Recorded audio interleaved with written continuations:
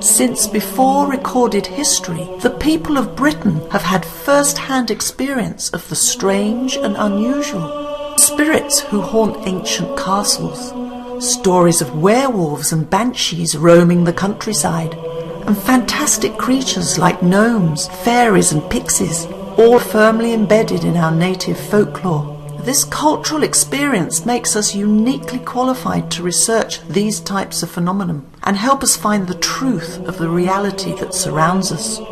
So sit back and relax as your hosts, Irene Allen Block and Mark Johnson, take you on a journey through this strange realm and together help us find the answers to the mysteries that lie just beyond our grasp. Welcome to Paranormal UK Radio.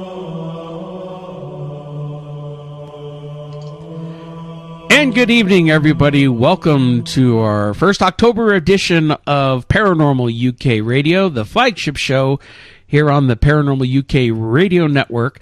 I'm Mark Johnson, and I'm sitting in as host tonight, and joined by co-host Andy Mercer. How are you tonight, Andy? I'm not too bad at all. I shall attempt to do another good impression of Irene, but I really don't think I fool anybody, so I'll do my best. Well, you know, we've mentioned this before, and it's on social media. You know, Irene's sitting out tonight. You know, her mother is very ill, and she's going through some, you know, as feeling like most of us would. So we're giving her the night off to deal with that and cope with everything. But our thoughts and prayers go out to her and her family and her mother, of course. And this is just a tough time for her. So, you know, Irene, our thoughts are definitely with you. And we're looking forward to having you back here soon. In the meantime, we've got a great guest tonight we'll be introducing here in a moment. I just also want to mention, because we didn't get a chance to last week, since we were off last week, I just want to mention briefly the events that happened in Las Vegas. I know a lot of people are talking about it, and, you know, it's a horrific event. People trying to politicize this event, you know, I just want to crack some skulls together and say, knock it off. This is not the time. But, you know, it's just, there's a lot of insanity, and we could do an entire show on that if you really wanted to get down to it, because for me personally, things aren't adding up, but we're not going to take up time discussing it on this show. But our thoughts and prayers do go out to the families of the people, the victims, and those affected by the tragedy in Las Vegas. Just, you know, this whole damn world is going crazy, Andy. Absolutely. No, it's a horrendous series of events, and as you say, there are, as always is the case of anything like this, lots of conspiracy theories bouncing around. Some you think, well, you know, maybe there's something to it. Others you think, what planet are you from? But it is one of those things, unfortunately, these things do seem to happen, and, you know, it's one of those things, people want answers. We're left with mystery as to what's really going on. And as you say, we don't get the full story of most things. There's always bits that get left out and aren't really told, and people then will fill in the blanks, sometimes, as I say, with sensible suggestions. Other times you think, no, that doesn't make any sense. But the problem is, because we're not given the full picture of all these things, we are left to speculate, and the speculation itself can go, unfortunately, a little bit crazy. When I've been interested into various conspiracies, and while some, to me, stand out as being quite genuine, i.e. the JFK assassination, others, I think, no, this is just nonsense.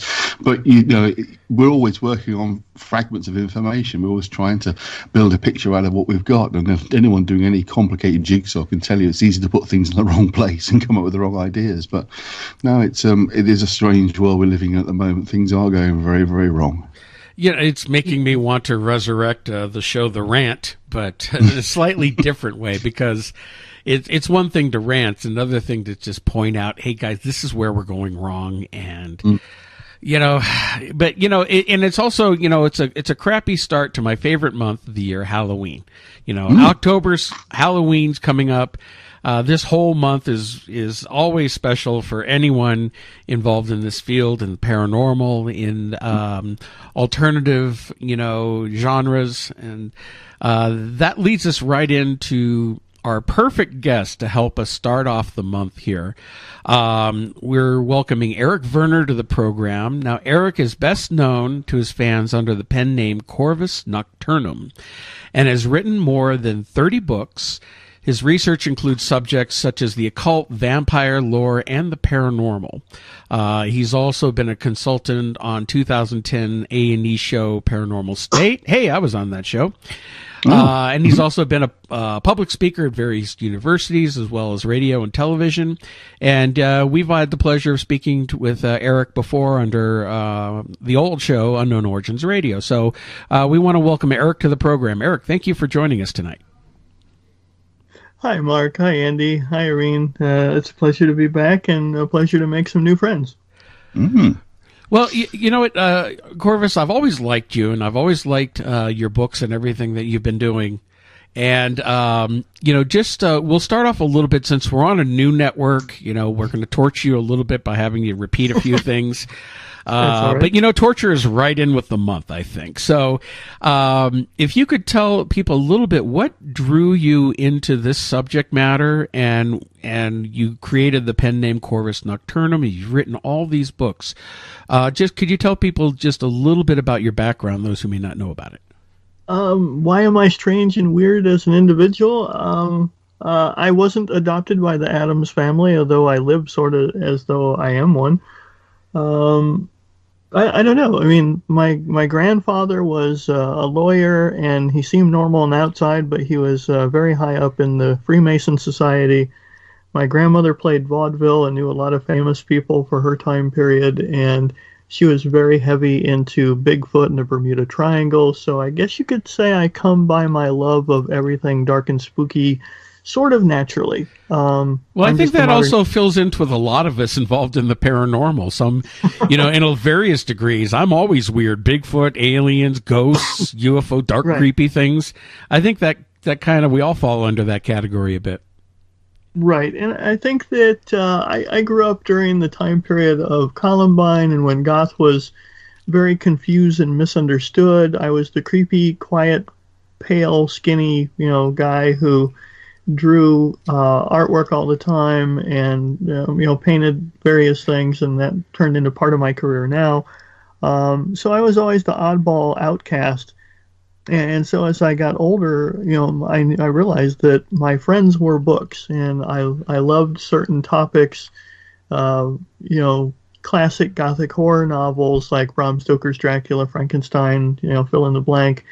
And that sort of drew me into a love of all things like that. So when I was bouncing around from job to job as I was older, I was in college, business management, and then I later pursued criminal justice. So, I do bail enforcement on the side, but I was never really happy with any of the so-called normal jobs. And one day I started doing some research, and I was thinking, why don't I try to explain to the normal people what goths are all about? What are witches? What is, various attributes that are considered not quite normal, the dark subcultures, the identity groups like death metal, Satanism, BDSM, things like that. So I put together my very first book called Embracing the Darkness, Understanding Dark Subcultures, and 10 years later it has a sequel of basically it's Where Are They Now sort of thing, and how have things changed or not. It's the subtitle to that one is now called A Decade of Darkness. And my whole point in that was to provide a history lesson for the people that are new to their cultures that they're drawn to, so they understand where they came from. But primarily I wrote it for law enforcement and for teachers and clergy to try to get to know the kids that might be into these sort of things that would scare them. So I had a twofold purpose, and that self-published book became a publishing company. And now Dark Moon Press has 44 authors and over 240 titles. That's fantastic. Congratulations on that. Just something on a whim became a lifelong pursuit of sharing other people's knowledge and stories. And other people's weirdness. We all embrace the weirdness. You mentioned one thing, and I know we've talked about this more in depth in the past also, because you are a member of the Church of Satan. Isn't that correct? Yeah, what's interesting about that is growing up and watching the Geraldo Rivera show on Satanism, where people got into fistfights on his stage, and it was the early Jerry Springer of its day. I didn't know what these people were. I didn't care. I thought, well, they're just kind of weird and creepy. But lo and behold, years later, when I was studying occultism with a group of people that were of various different religious paths, a friend of mine noticed that I was reading more of Brand and Nietzsche, and was just kind of going, oh, well, these other things are kind of neat. They have the cool trappings and all, but I'm more of a realist.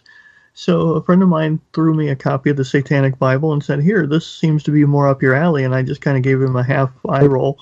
But I read it, and when I found out Anton LaVey's church was more, not so much a church, but a practical, pragmatic philosophy of man's carnal nature, and just add in the Addams Family spooky trappings for ritual, I was kind of hooked by it. And because I interviewed the high priest after LaVey died, the Magus Peter Gilmore took over after a couple of years. I added that to my book too, explaining what Satanism was. And as a member, I eventually, through explaining and articulating what their belief system really was to the general public through radio interviews and college lectures, Mr. Gilmore decided to elevate me to the priesthood and make me one of their media reps. So, like I tell people all the time, if you take away the word Satan from the Church of Satan and realize that it's just a metaphor and a symbol and absolutely nothing more than that to them, and they're more atheistic Epicureans who work really hard to enjoy the finer things in life and look at things in a third side perspective, as we call it. You strip away all the spooky stuff, it's kind of boring. Well, there are a number of other groups who would use the term Satanist, some which would certainly say themselves as theist Satans, as in believing supernatural Satan being.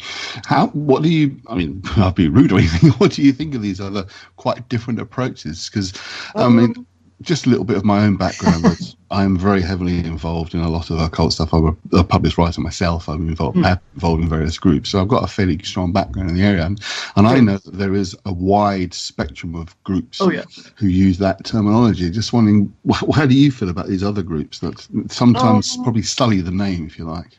Yeah, I've done an extensive amount of study on what their system is. Some of them outright plagiarize Anton LaVey's work and then add in the very opposite of what LaVey preached, that they use the devil as not a metaphor, but as an actual physical dark entity that they pay homage to, which I'm scratching my head going, how can you follow LaVey, who was an atheist, and but whatever, and so, when you talk about the Temple of Satan and the Temple of Set and all these other offshoots, which we don't even like to claim them as offshoots of our original charter, because most of them were people that were kicked out or wanted nothing to do with us in the first place, so why steal our material? So they kind of have a bad taste in my mouth as far as people as a whole that want to borrow someone else's ideas and then say, well, everything he said, we're going to flip it on its head and put some deity and demon worship and things like that. I'm like, well, then why don't you call yourself a Luciferian or one of the Carthers, if you want to go all the way back to, if you're making the claim LaVey didn't start Satanism, then call yourself, something more pre-Illuminati, if you're really in-depth into, the ritual aspect and want to use, non-metaphoric versions of your ritual. So, I've gotten along with most of the people that I encounter, and I try to be very unbiased and academic when I write about subjects like that. I don't bash them in my work, but if you're asking me in my personal opinion, I just think that they missed the point.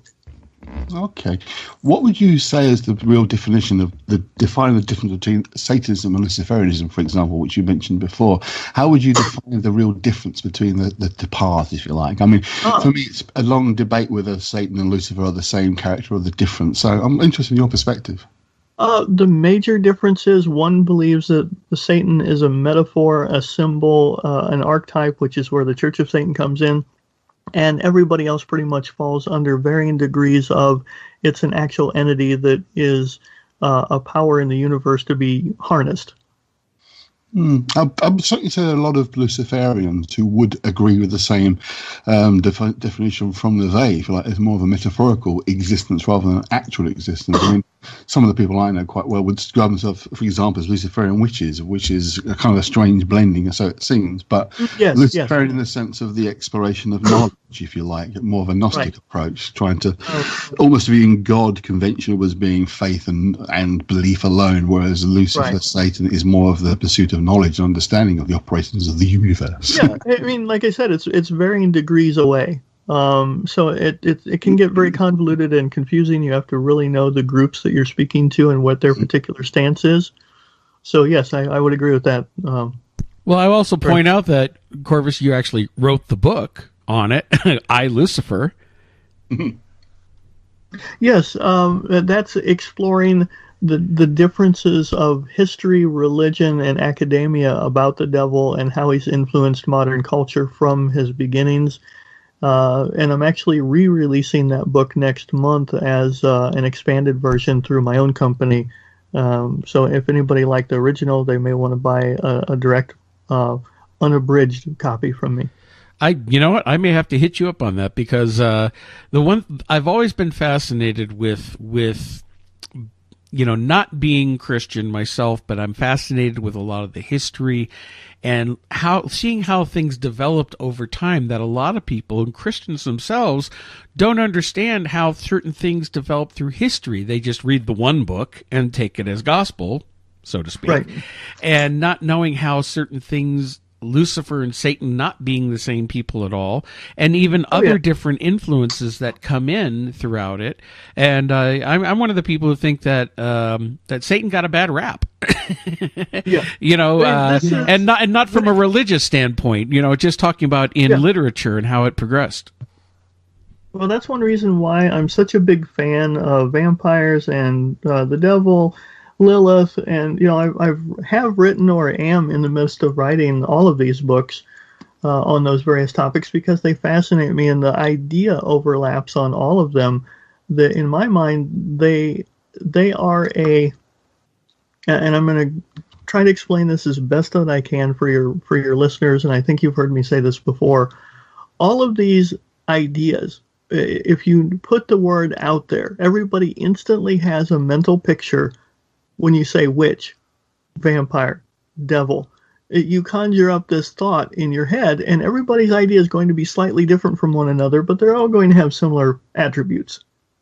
And what I really enjoy about my career is when I'm writing these academic books on all of these different topics, I want to explore where did this idea come from, be as unbiased as I can, and explore every culture, every faith, and every modern depiction of all of these archetypes, and that's quite an undertaking because my current book that I'm going to put out in a couple weeks is The History of the Vampire, and it's over 300 pages because when I first put out Evolution of the Vampire through Schiffer Publishing, they only gave me 6 months to write a 200-page book on everything about vampires, and I'm like, wait a minute, I took the assignment because I loved the challenge.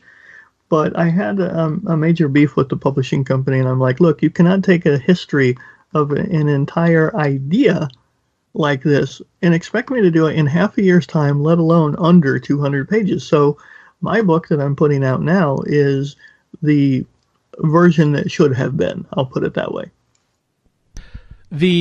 And what's funny is, again, even when you look at terms like demon, where it originally came from, and coming from the Greeks, it didn't even really have negative connotations in the beginning. It's just words and meanings change over time.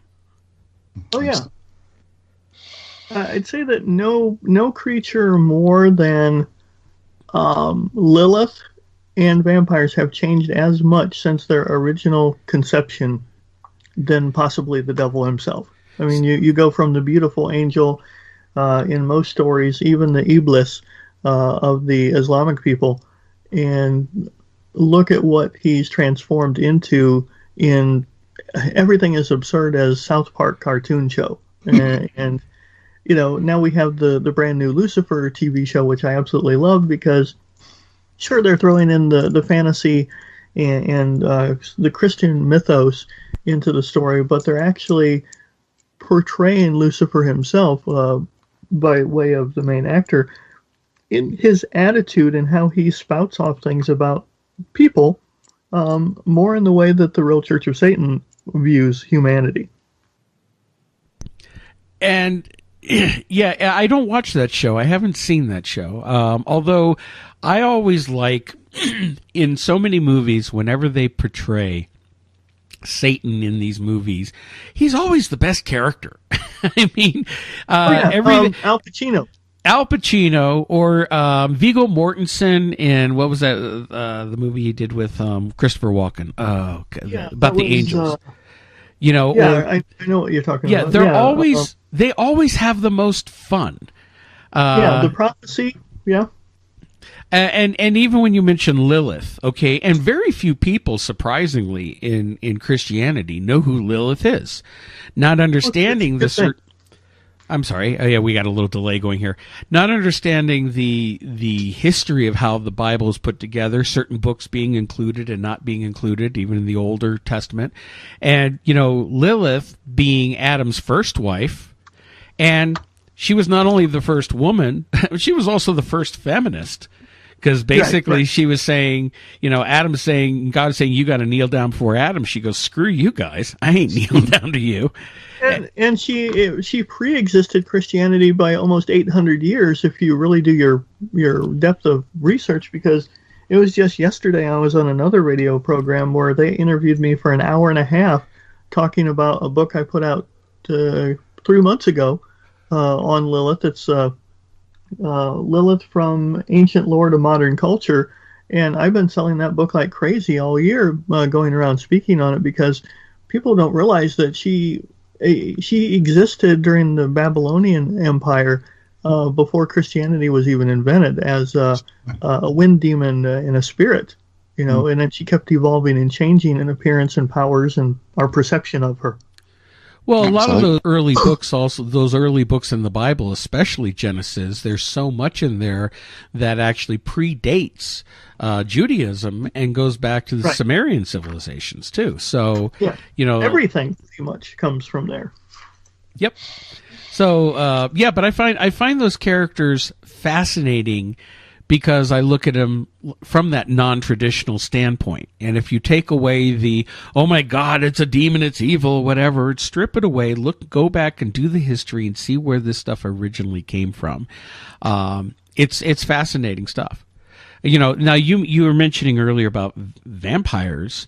You know, most of us, including me, have that vision of, you know, Count Dracula, or even for my bit, my favorite movie vampires was still Stephen King's Salem's Lot. I thought he was the only one who really did some really scary ass vampires in that movie. But could you tell us what's the difference between what you have researched and what vampires really are? Well, I guess that's the heart of the entire book that I'm trying to put together, is that they've changed it ever so much since you know, the shambling corpse-like creatures shrouded in burial rags of some of the earliest depictions in Romania and you know, pre-Romanian folklore, to the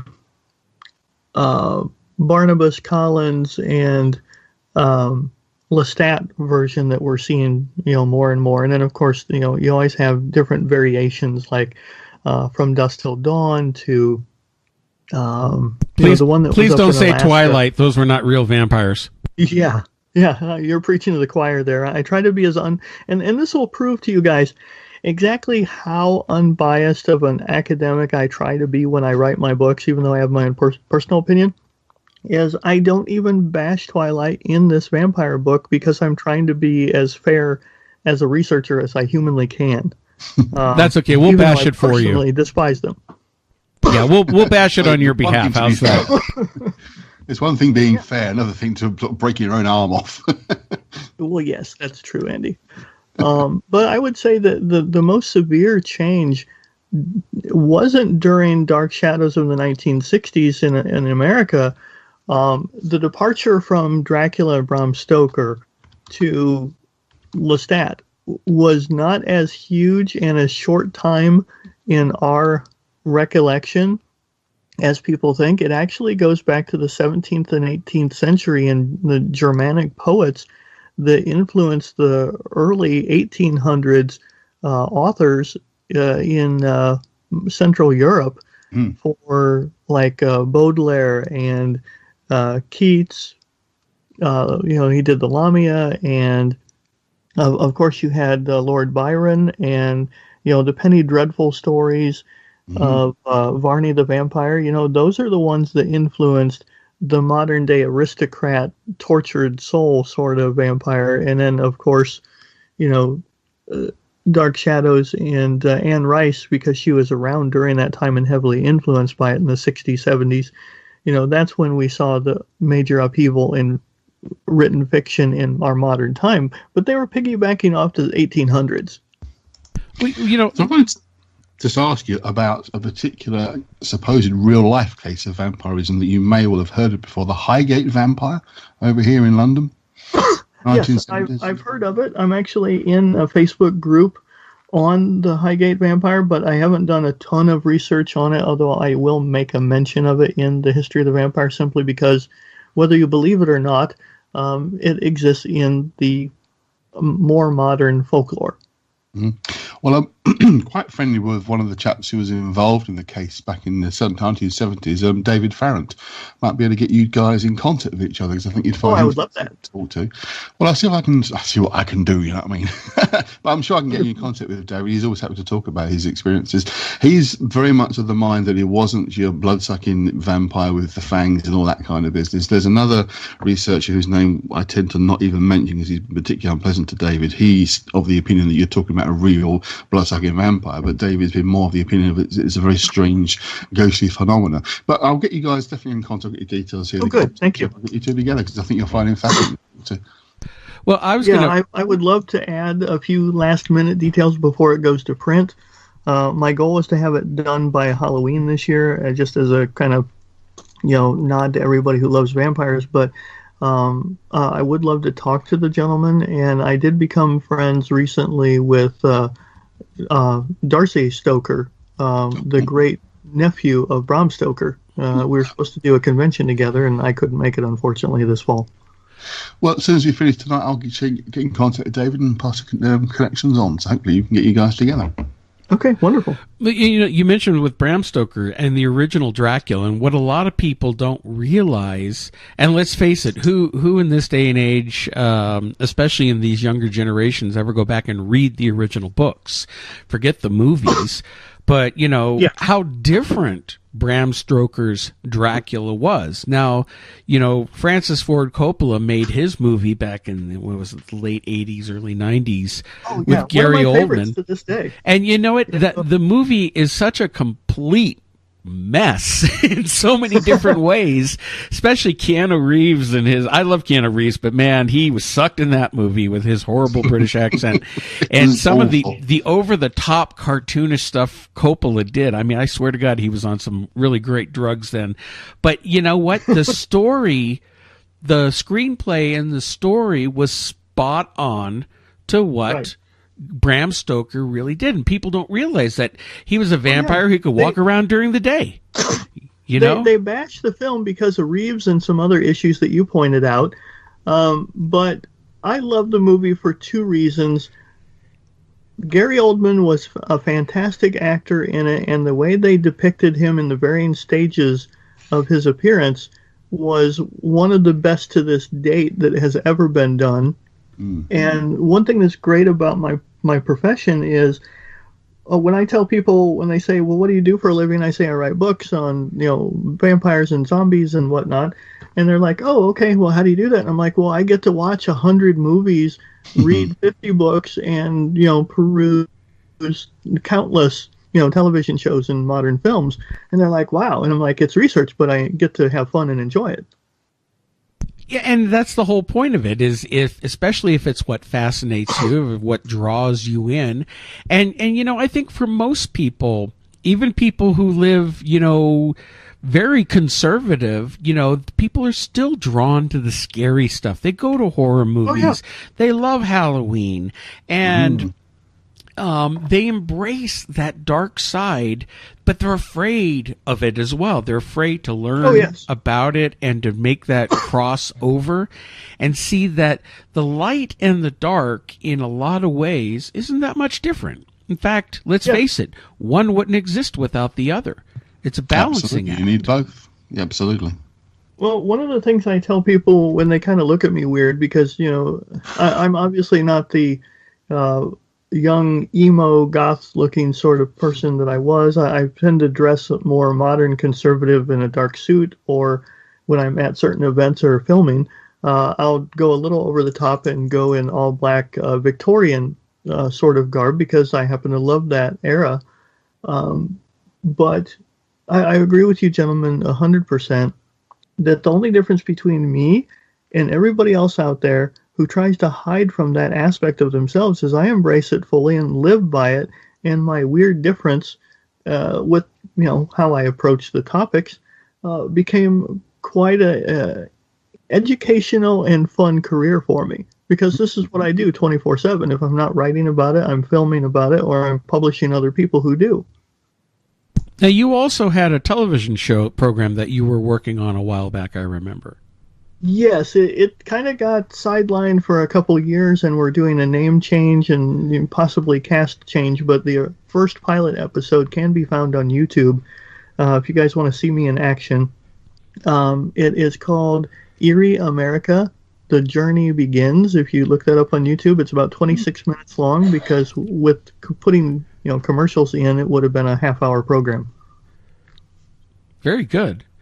Now, let me ask you, and again, from a paranormal researcher point of view, which is my background, what is your opinion? I mean, obviously, you've done all this research on the history of all these subjects, how they've come about, this dark side, and yet, with your beliefs and with the Church of Satan, it's more of an agnostic approach, more of a scientific humanist approach.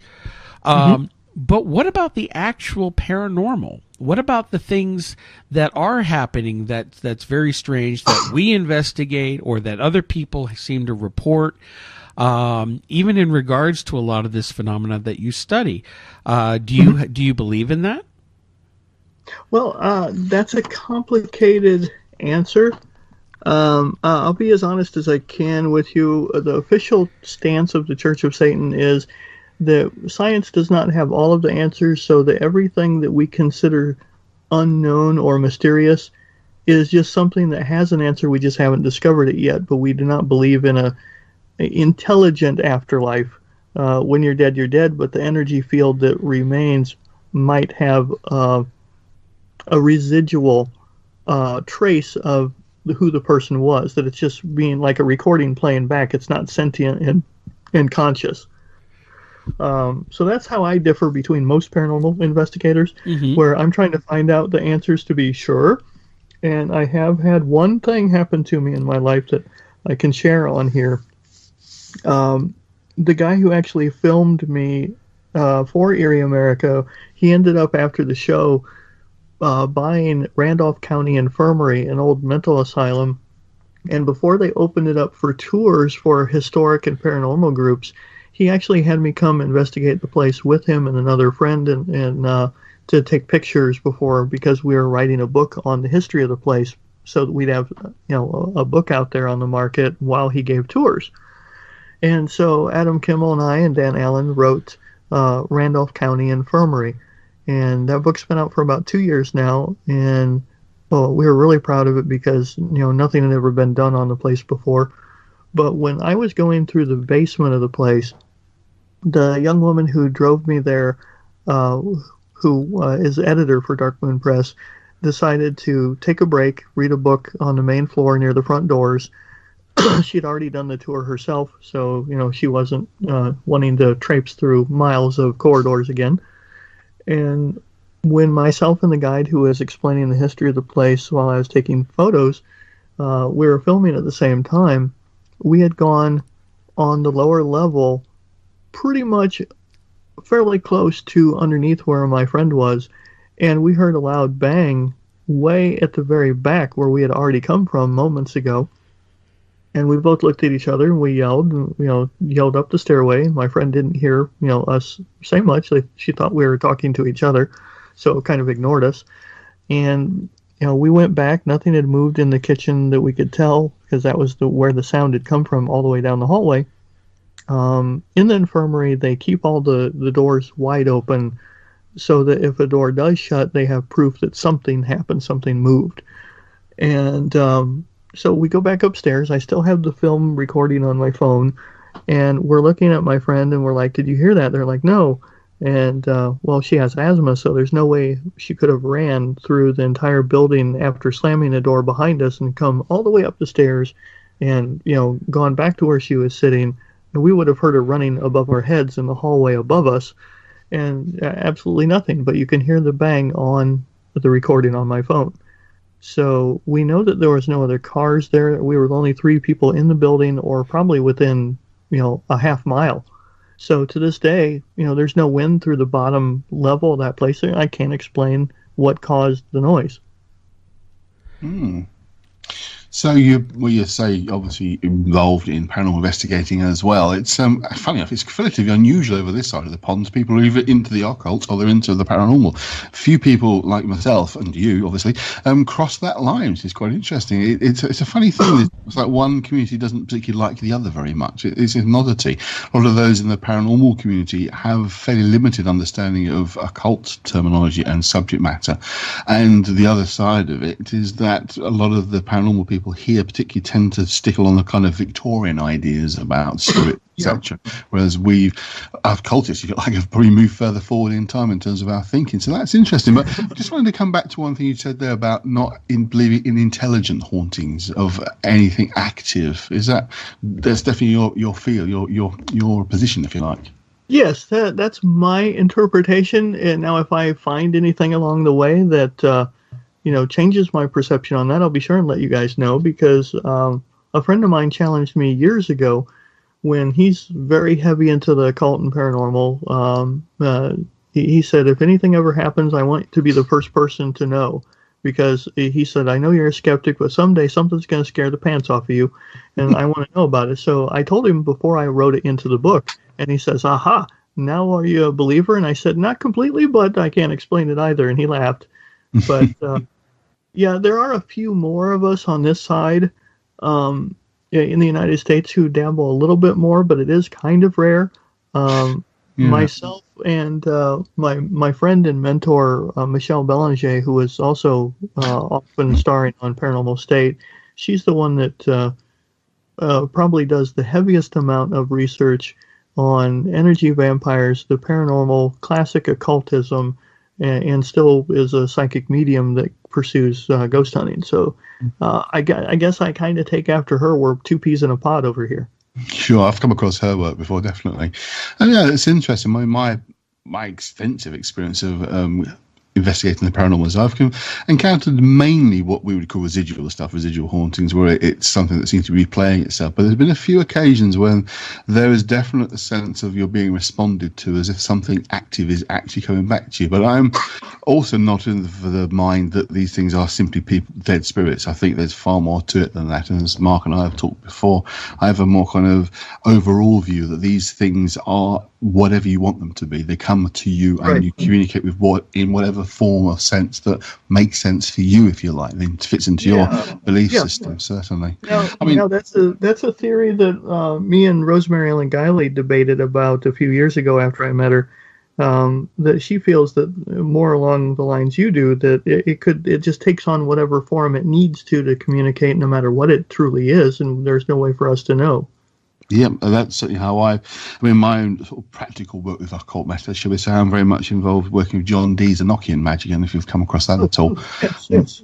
My first book was actually called Liber Coronzon, which is about Enochian magic. And for me, that's what I found, was that these things don't have identity in themselves. It's kind of what you put onto them, and they respond different ways to different ways of communication, shall we say. Sort of transpersonal existence is how I like to think of it. It's not doing individual creatures, but they're kind of deep psyche, if you like. That's how I see these things. So that's interesting, yeah, definitely.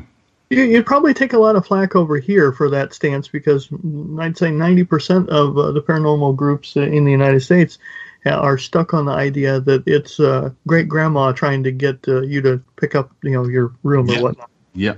And the other one, which I often debate at great length, is demons. It's my pet hate.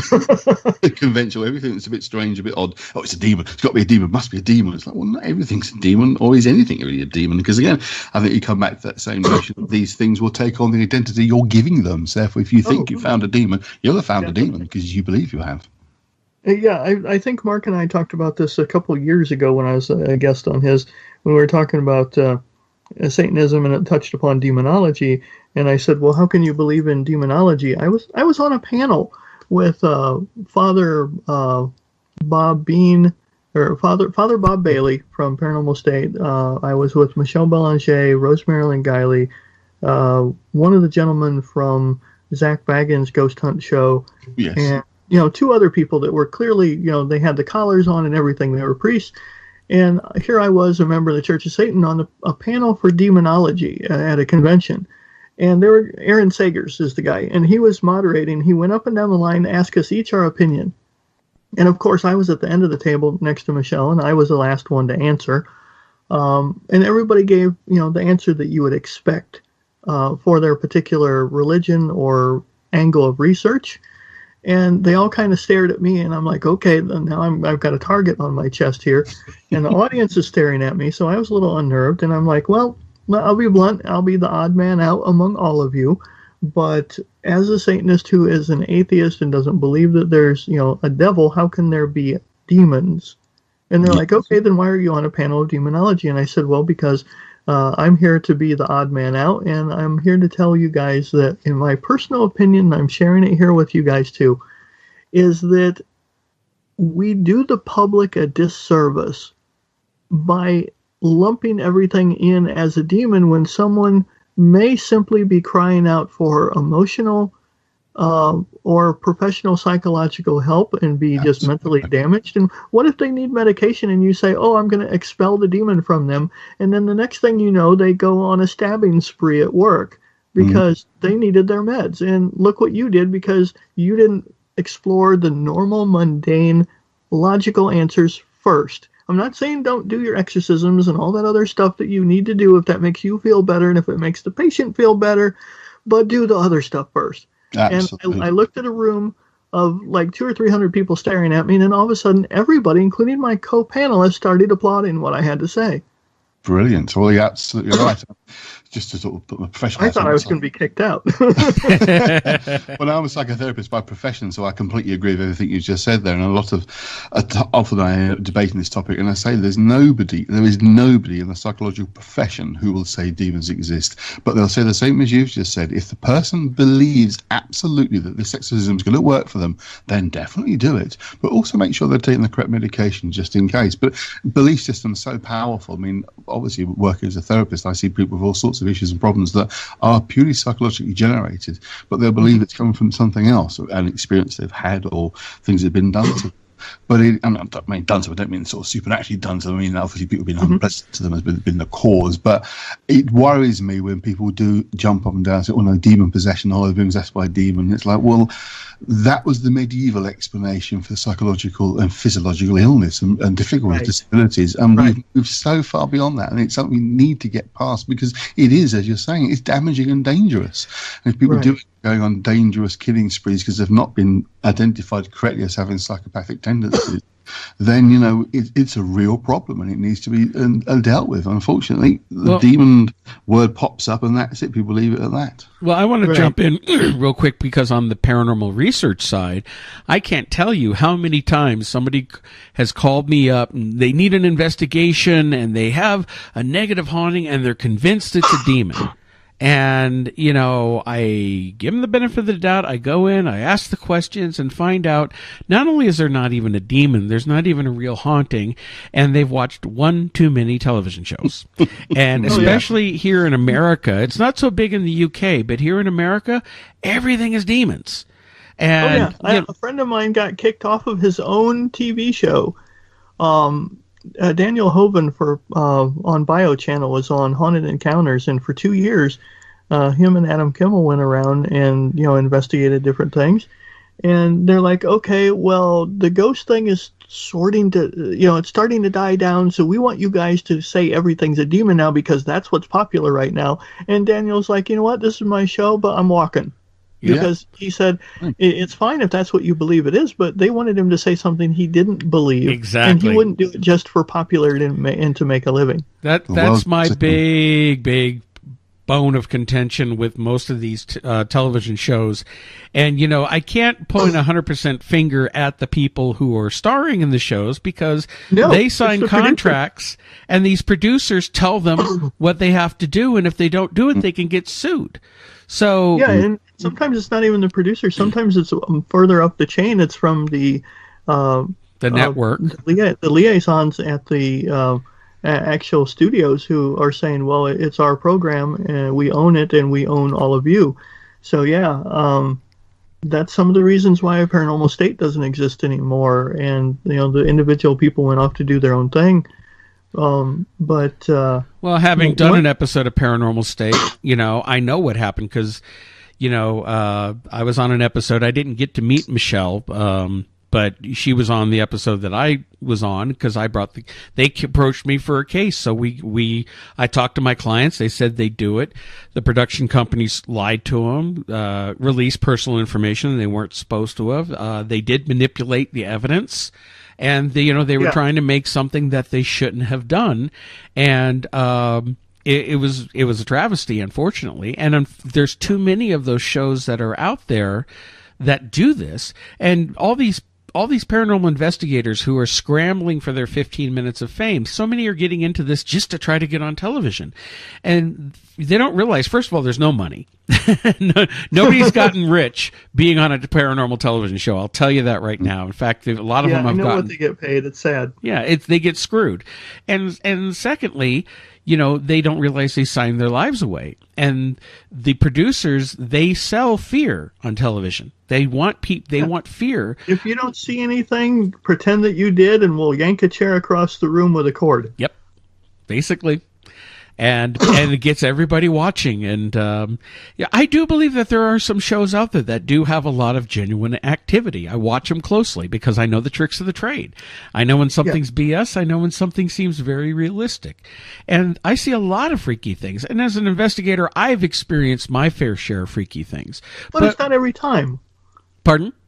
It's not every time you go out with a camera in your hand. And that's what most of the shows want you to think is, if they don't have something happen or something possibly happen in every episode, you're not going to tune in. But the reality is, 9 times out of 10, when you're out in the field doing it by yourself, you're not going to find anything because they're not just waiting around to answer your knock on the wall. Absolutely. Paranormal research, people don't understand, is one of the most boring things on the planet because most of the time nothing happens. And it's that rare instance when something does happen, that's what you get excited about, and then you have to study it further. But the television shows where they go out every single week and have all this stuff happening, of course not.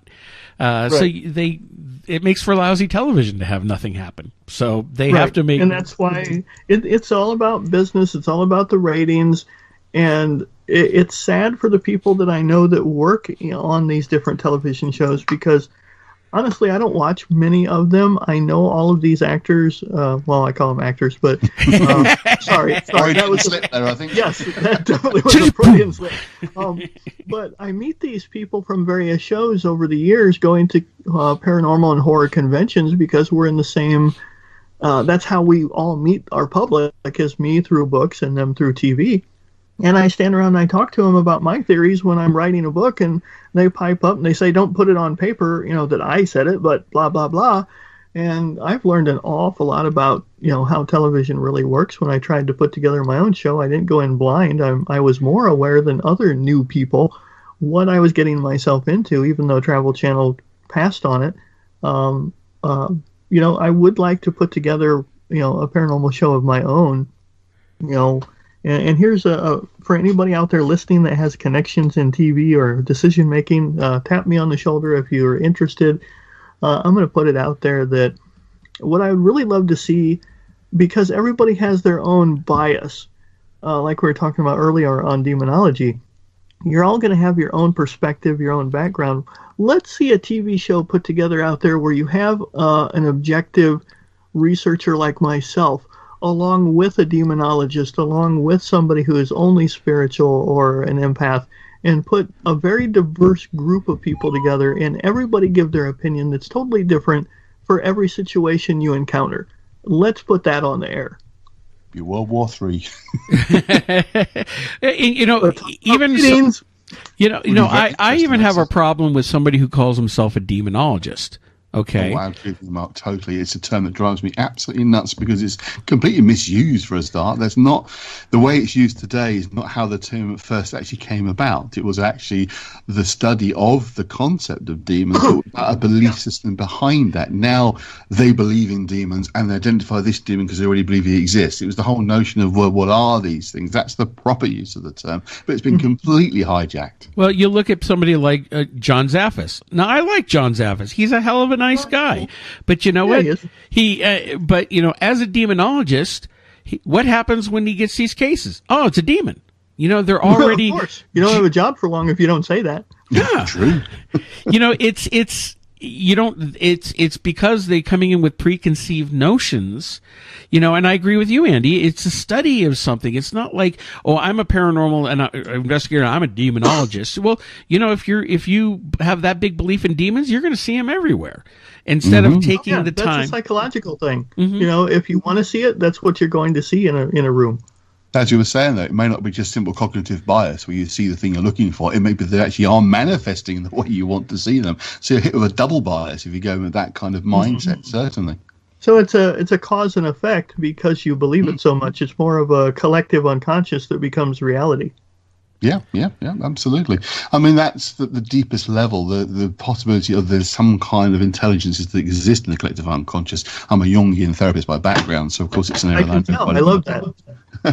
Well, to me, that's your best explanation for these transpersonal existence of these things. I always like to treat very careful what terms I use to not start labeling these things, but I do think there is something in that at that deepest level, definitely. I think, Andy, you and I could become very good friends.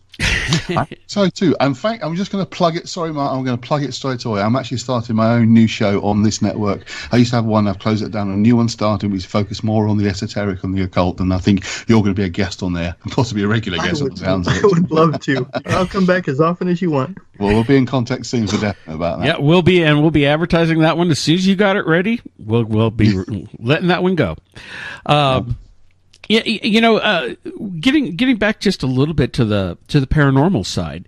Now, see, here's something when you mentioned that you don't think that there really is anything intelligent going on, and yet I can say from a few personal experiences, not a lot, but a few, that I've dealt with something that to me feels like it's intelligent in some way. Now, am I going to say it's Uncle Bob who got ran over by the tractor and doesn't realize he's died, so he's still going around doing his daily chores around the house? No. But I did this one case a few years back when I was in New Jersey, and we went out on Long Island, and we went to this house, and this was one of the only times I've ever really encountered something that I would call negative. It was it demonic? Absolutely not. I felt like if it was anything, it was possibly human, but, you don't know. How can you tell? Hey, are you human? Can you, let me see you? Let me touch you? No, you don't know. But something happened where whatever was in there targeted me. And it did not like me, and it was trying to get me out of the house. I started Were getting... you at the Hinsdale house? Pardon? I was making a joke because I've been there. I know Daniel. I said, were you at the Hinsdale house? No, I wasn't. Although I know of the Hinsdale house. No, it was a private home in North Babylon. And this thing, whatever it was, when we're taking the tour of the house, I started feeling this intense anxiety, which I never get. And my heart's pounding, and it feels like a pressure on my chest. And then when we went upstairs, it got even worse. And it just it was almost like a voice is screaming in my ear, get out, get out, get out, get out. And I never get scared. I could sit in a basement, by myself. I'd walk in a cemetery by myself at night, and I'm more concerned about running into a skunk than I am a ghost. And yet I was hit with this intense anxiety and fear, and I had to go outside for a minute. When I went outside, I felt perfectly fine. When I came back in, it hit me again, and I was the only one experiencing this. And it just felt like something was targeting me, didn't like me there, and was trying to get me to leave. And that's what I was picking up on. And I fought it. I wasn't going to let it win and do what its thing. But can I sit there and tell you what it was? No. I can tell you how my body reacted. I can tell you how it made me feel. And it was the only time in all these years, 17 years of paranormal investigation, I've ever had anything do that to me. So there's a part of me now, because it happened so long ago, I wish I could go back and re-experience it. Because trust me, I would go back using a lot of different techniques to try to find out exactly more what I was dealing with. Because in so many of these cases, I think that you're not dealing with the spirit of a person who's died. There's a lot of different factors coming in, especially now. Science is even starting to prove, even the mainstream pop scientists like Neil deGrasse Tyson, Michio Kaku, they talk about string theory, they talk about multiple dimensions, and there's so much strange things out there. And even time is more wonky than we really know. So are you theorizing that these spirits that we're encountering are just ripples from an alternate us? It depends on the situation, on the case.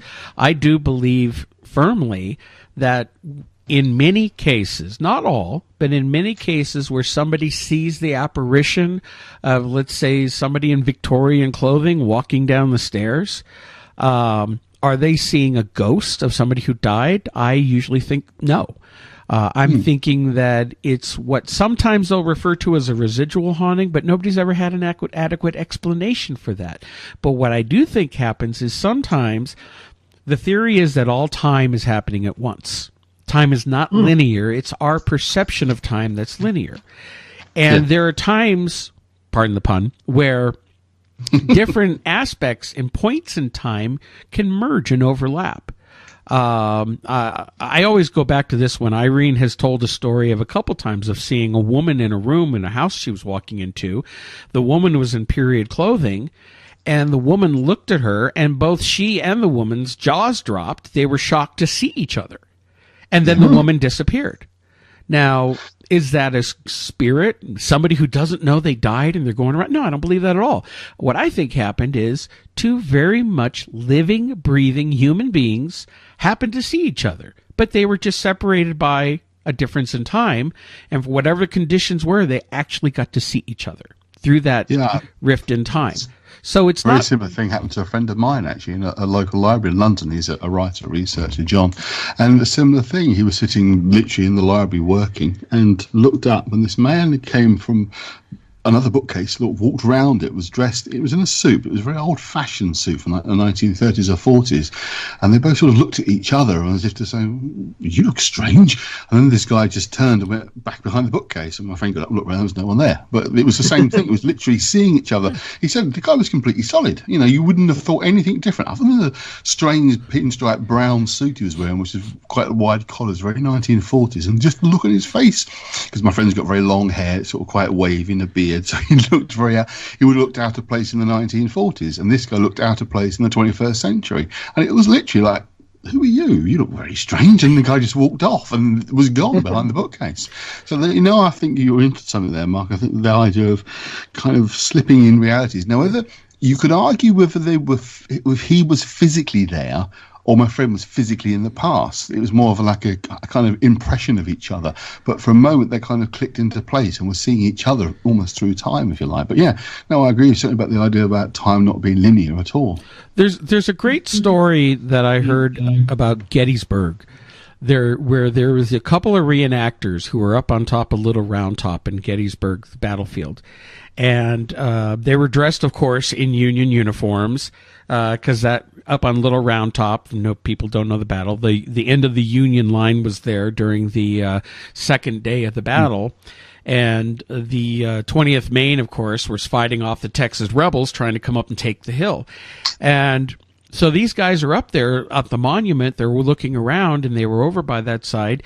And all of a sudden, this other Union soldier, this older gentleman with a beard, he came up to him and goes, you boys, you guys have any ammunition? They go, well, no. And they go, well, here, you're going to need this. And he gave them some ammunition, and it was live rounds, which is illegal in the park. But they looked at it, and they looked up, and the guy was gone. Absolutely just gone. But yet here they had in their hands live rounds of the ball and musket type of ammo that they used back then. Now, again, that's similar to a story that Tim Shaw reported in a book I put out called Lost Whispers, where I approached everybody I knew in the paranormal field that was known on TV, and I'm like, hey, tell me a story of what got you into this type of work. And that's what Tim wrote about, is a very similar situation from the Civil War. So if you look at that, people could say, was it a ghost? Well, obviously not if you had live rounds. Was it something that, because of the energy, and Gettysburg is one of those locations that just have such intense, wild energy going on, and so many different experiences. Is it something that we could think of as a time slip or a time shift?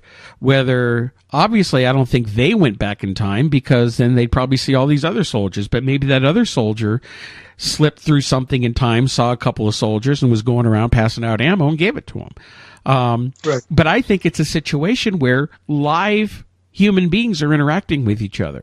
There's nothing abnormal about them in any way. It's the time. And the nature of reality that did something a little wonky that caused that situation to happen.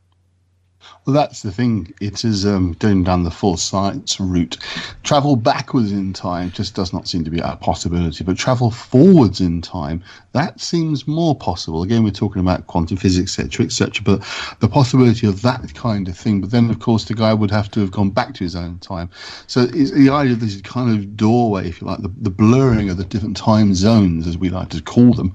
But yeah, no, the idea that somehow for a moment they interacted with each other across a period of time, but then the time itself didn't exist, that's absolutely fascinating. And imagine what those bullets must have been like if you could have analysed them, see how old they were, and discover that they were X number of years old, and yet they were still live active bullets. That would have been fascinating. But here's the thing. Again, would they have come up? And again, this is a story. I can't prove it's true. I heard about it from other location, other sources. So, let's be fair. I wasn't the one investigating it, so I can't tell you that story is even true or not. But let's say he did give him ammunition, and then he disappeared. I would bet you 10 to 1 those rounds would look brand new. Why? Yeah, because, that's what I mean. That's the interesting thing. You because look at the way they're made. Yeah, well, and also because he came forward, they were just made in his time period, so he had them on his person, went up to these two guys, and whatever shift happened, gives them to them, and then even though he disappears, those rounds are still there physically. So they're going to look like they're brand new, they were just made. Yeah. Interestingly, that answers one of the problems that you have with time travel and objects being left behind. If you think about in terms of reality itself, there's only so much of it exists. The universe isn't infinite. We know it's not infinite. It's of a certain size and expanding. But you can't create extra matter from what already exists. You can't add more energy. So that has something to be in our time from another time. It has to have left the other time. So the bullets would make sense to have left that time. So the bullets would have disappeared from his time frame or time zone and now existed in ours. It wouldn't be the problem of the duality that you have with time travel. It solves itself because they would have gone from his time to be in our time. So as you rightly say, they'd be brand new. They would come up as brand new because they've left his time into our time. Again, we can twist our brains around in all sorts of different directions discussing these topics. Let's get back in a little bit more onto the occultist type topics. So there's so much different types of occult or these stories of different creatures over times. We talked about vampires, werewolves. Have you written much on werewolves and lycanthropy? I've started a book on it, and I had meant to put it out earlier this year, but just didn't have time with all the events that I had to go to and other books that I'd promised to put out. But it is on my to-do list for next year to finish that particular book. Surprisingly, there aren't a lot of werewolf books out there I probably own eight of the 12 that I was able to find on Amazon at all. So that's a subject that I think is very linked between the vampire mythos and especially to the history of witchcraft in most of Europe during the Inquisition.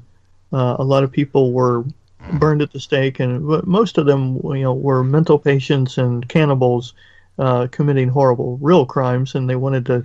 They couldn't wrap their heads around it. Of course, they said the devil made them do it and turned them into an animal, so they're werewolves. That brings us back to what we were talking about before, but misidentification of mental illness, doesn't it? Yes.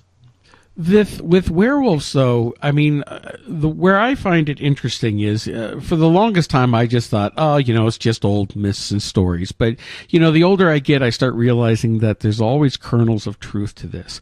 And if you take the werewolf legends, I mean, let's face it, you can go back so far in time to different civilizations that always had these human-animal hybrids. Not only being with gods, winged, like even in the Egyptians, you have Set and Horus and half man, half animal creatures and gods. The werewolf comes off of that as well, but even in Aboriginal cultures, Native American cultures, in the South American Southwest, you have the skinwalkers, which they talk about the Indians, the evil witches in Navajo and Hopi religion who can shapeshift into different animals, which again sounds very reminiscent of the whole werewolf phenomenon. What are your thoughts on that?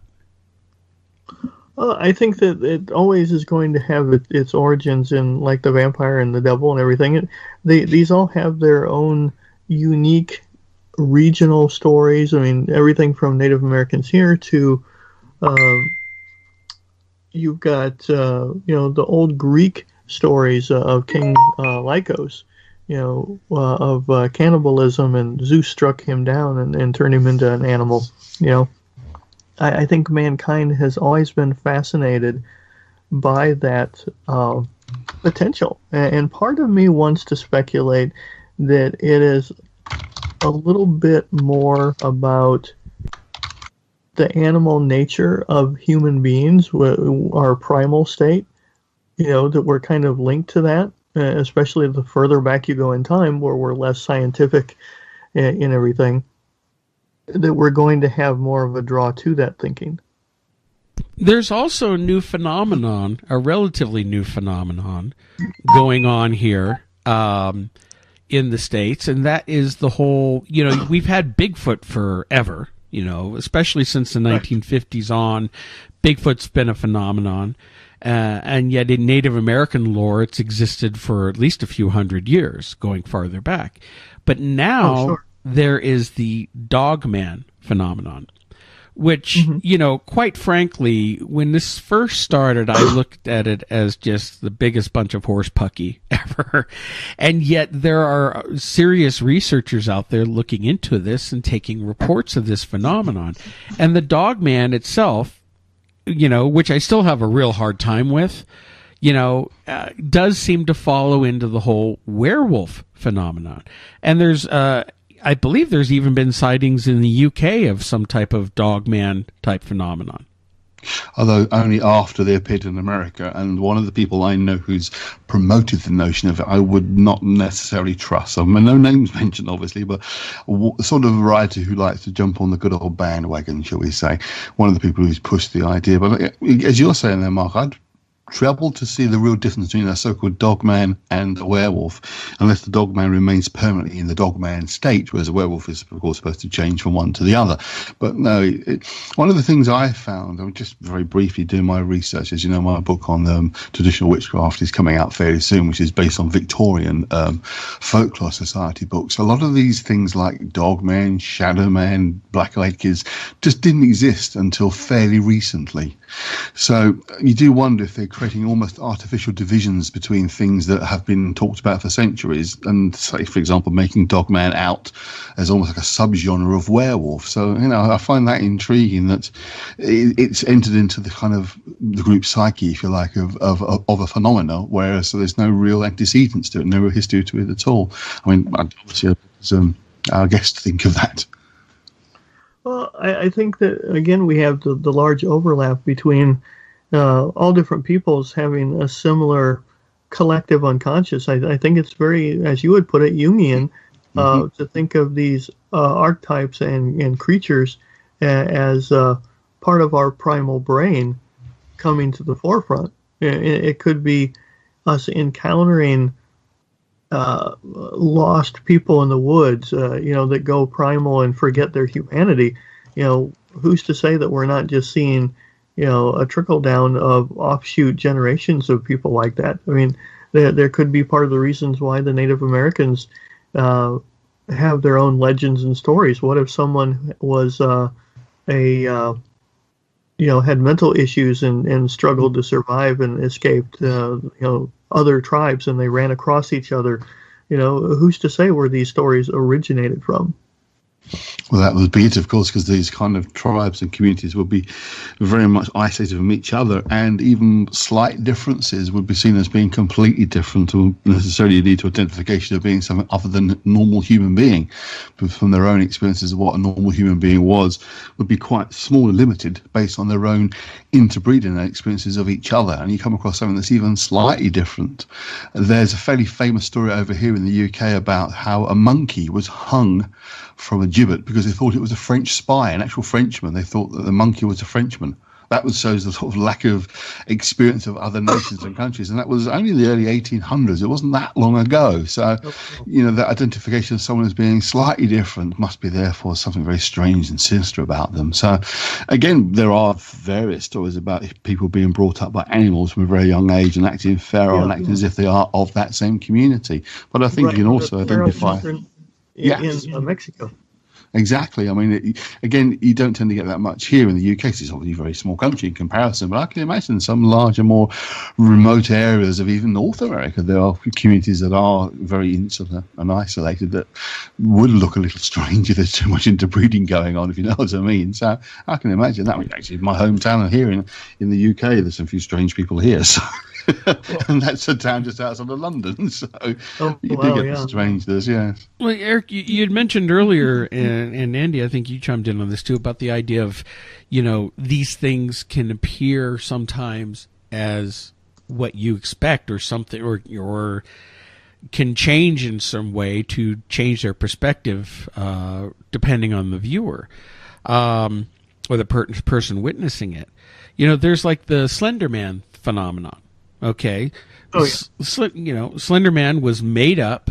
It was a made-up story, no truth to it, whatever, purely fiction. And now it's taken on a life of its own where people are seeing this thing. And, there was those girls who just committed a murder based on it. Now, a lot of that you could look at from the psychological standpoint, like those girls, but there are people who are reporting seeing this thing now. And... Well, I've got two thoughts on that. First, when I was working on the book I, Lucifer, I actually spoke to Kenneth Lanning, a retired FBI agent and profiler. He did psychological testing and debunked the whole satanic panic myth. He came forward on this specific case that you're talking about with those two girls, and he told myself and the news that this sort of thing is cyclical in nature, that people are going to keep coming back around and reporting things and committing horrible crimes because of something that they believe. But it's truly based off of their the idea that a myth or an urban legend, which is sort of a modern myth, and it becomes so widespread as a story that people convince themselves of its legitimacy, and they don't fact check, they don't bother to understand, people made this up as a story. And so therefore, when they see something in their mind's eye, it becomes reality. That's the theory that my first book on the paranormal that I put out. People were used to my previous work, and they were kind of shocked that I put out Haunted Asylums. And I'm reprinting that through Dark Moon Press in a couple weeks. And I'm expanding and adding, a few new locations in the book. And I theorize in my introduction. I tell people, I'm just being a reporter here and telling other people's stories. However, one of my personal opinions is we go into these situations, in this case, the asylums, but you go into a situation with a preconceived idea in your head that you're going to encounter something. It's dark, it's scary, there's animals in the place. And of course, when you hear something, your mind will automatically snap to the assumption what you want it to believe. Like Andy said earlier about these entities possibly becoming what we choose them to be in order to represent themselves in the best way we can. Who's to say that these entities people claim to see now aren't just popping up and appearing in their minds as Slender Man because somewhere in the back of their subconscious, that's what they might think that they would encounter. I can give you a direct example of exactly what you're talking about there. I've been, you're saying before, been involved in paranormal investigation for absolutely years, and I've investigated a place in the UK called Woodchester Mansion since the very early 2000s. I was on the second ever investigation there, and it's now been done many, many, many times. And one of the things we encountered there was a figure in a rear corridor of the building, a tall man who was dressed in a top hat. Now, I and a couple of other people saw the figure, and it's been seen by other groups over the years. And about 2010, it strangely transmogrified into a Slender Man. Suddenly people were saying he was a Slender Man. They saw him in his suit and he was tall and thin and willowy arms. And this suddenly happened around about 2010, 2011. Of course, 2009 was when Slender Man was first invented. So people are now describing this same entity that we have seen as a Victorian or Edwardian gentleman in a tall with a top hat and frock coat. That's how we saw it.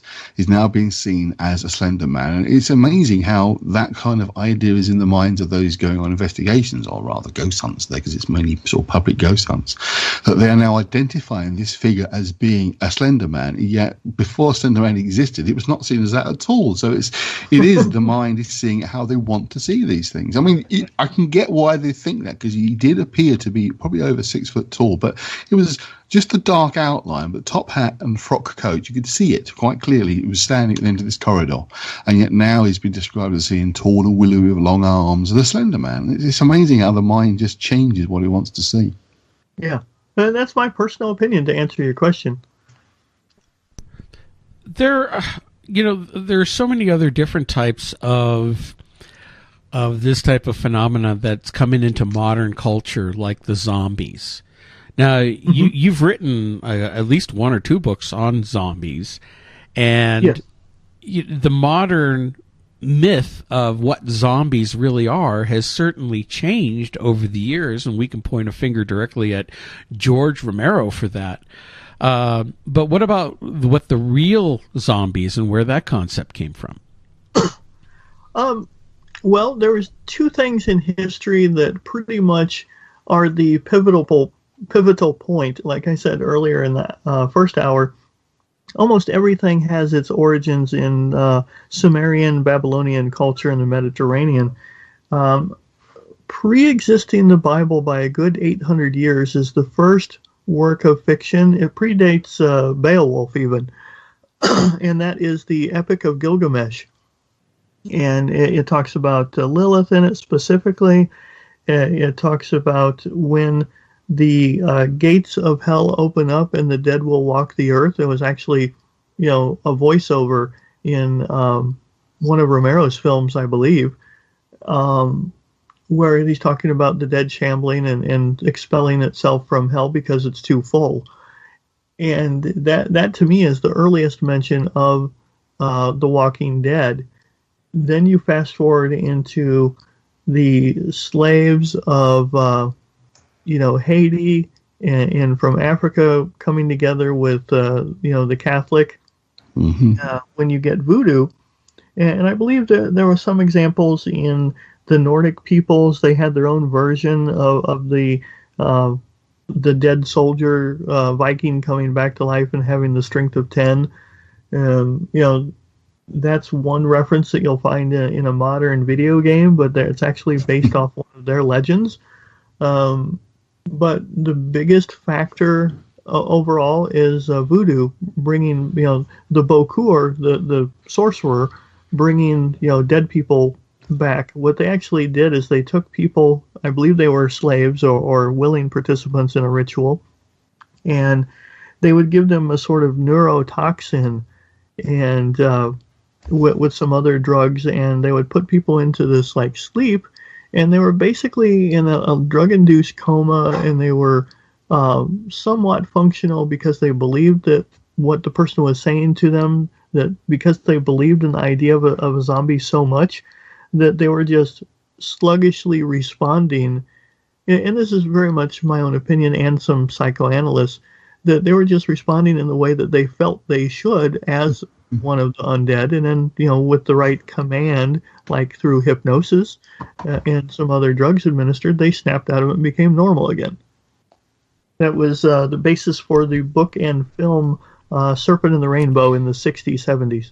Mm. I'd probably say the hypnosis, but I wouldn't agree with that because I use hypnotherapy for my work. But yeah, I mean, the idea of fulfilling what is expected of you, absolutely, that's very much going to be a part of that. A friend of mine is actually quite into Haitian voodoo, knows it intimately. Not raising any zombies or anything like that, but it's interesting, certainly. A lot of the time, these people would go along with it because it meant something. They actually meant they were important then if they were being taken as part of that ritual, in the fact that they might end up being undead and buried under the ground, have to dig their way out. Well, okay, that's a side issue, but in fact they were important as being involved in the rituals, certainly.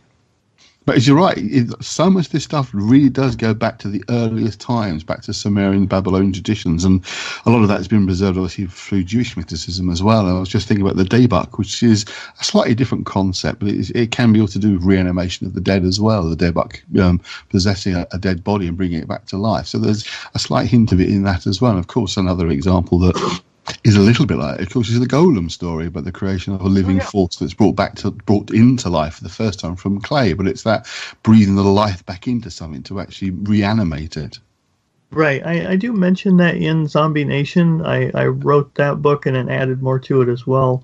I've pretty much taken every book from Schiffer back and added to it so I could self-publish them. I talked about the Golem. I talked about galvanism and how that led to Mary Shelley's Frankenstein being created in her mind as an author. The sci-fi action film of the 80s, Universal Soldier with Jean-Claude Van Damme. All these are various attributes in fiction that they're leaning upon the idea of what a lot of people don't realize is scientists in the time period of World War II, I believe it was, in Germany and Russia, experimented on dogs. And you can find film footage of this if you dig hard enough, a black and white film of two-headed dogs that they had put, basically they beheaded one and then they put it connected to the spine of another one. Or they would kill animals and then bring them back to life, and they would only live for so many days because of heart problems.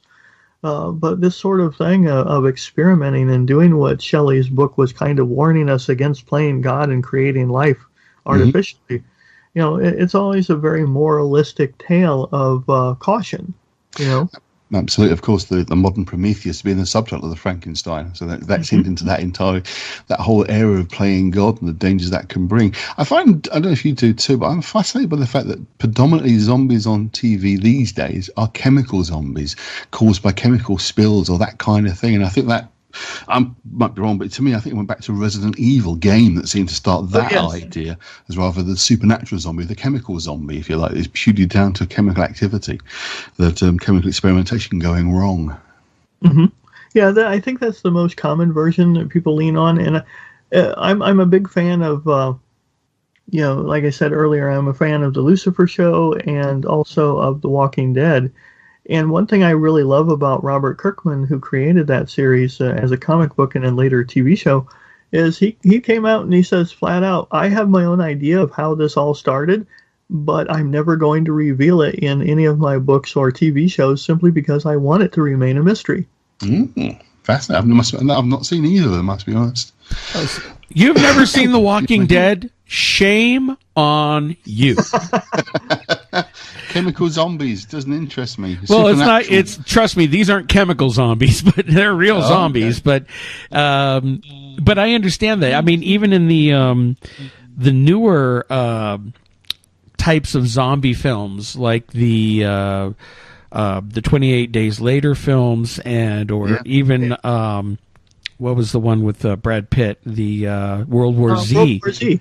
Yeah, was definitely like a biological type of contamination that was turning people not exactly dead zombies, but suddenly turning them into raging cannibalistic, fiends. I kind of like those a bit more. It seems more in my analytical brain, something a little more plausible. Therefore, it's more scary. It's more scary when you have something running at you rather than like stumbling after you. But you have a little bit more time to react. But I'm a purist. I still like the classic Romero Walking Dead type of zombies, because even though they're slow, you can screw up real quick and they can be around you in your lunch. Slow and inexorable journey towards you is unstoppable. Doesn't matter how far you run, it'll keep coming after you. You'll get tired, it won't. Yeah, that's true. Yeah. You got to sleep sometime. All good fun. I mean, hey, we are coming up on Halloween. I mean, we could touch on some of the things in pop media and what's going good and what's not. I mean, we have the horror film has taken on a revival in the movies lately, and you know what? Quite frankly, most of them, I can't even bother watching them. Yeah, I think I'm too jaded being an investigator. Nothing scares me. I look at most horror films and I'm bored.